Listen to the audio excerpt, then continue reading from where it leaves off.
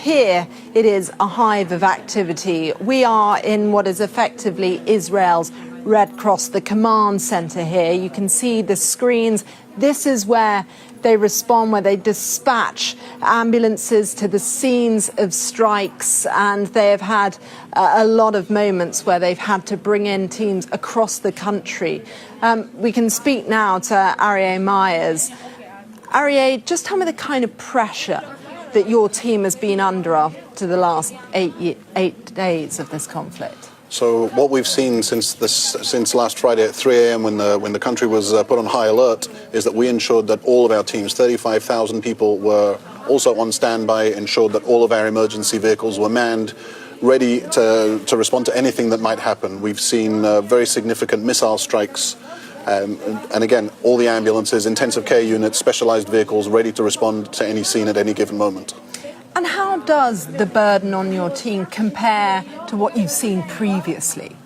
So the biggest difference is actually the size of the missiles we're dealing with. Whereas with the Hamas rockets that we saw, the damage was more localized. Now we're seeing 1,000-pound ballistic missiles, and the damage is not just where the missile strike occurs, but for 2 or 3 streets away from the actual site itself. And that means we've got a lot more casualties that we're needing to deal with. Just over the last 8 days or so, we've had to deal with about 800 patients.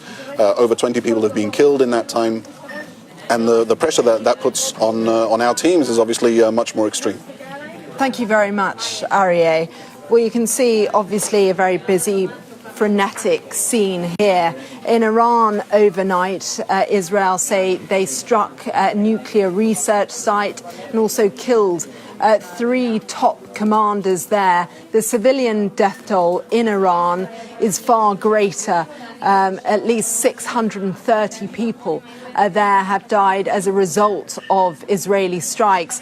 Diplomatically, the talks and the hope around yesterday's discussions in Geneva have not resulted in a breakthrough. The Iranian regime saying that they need Israel's strikes to stop if they are to talk and to come to the table to reach any kind of agreement. But the head of the Israeli Defense Forces made clear he anticipates that this will be a prolonged conflict, and we're seeing this tit-for-tat between the two continue. A drone managed to get through Israel's defense systems today for the first time, and I think in terms of the rhetoric from both sides, there is no sign that that is cooling down in any way. We have heard as well from America's President Donald Trump also that he is not going at this stage to encourage Benjamin Netanyahu to curtail his strikes. We don't yet know, though, of course, if he will choose to enter militarily, and that would change the dynamics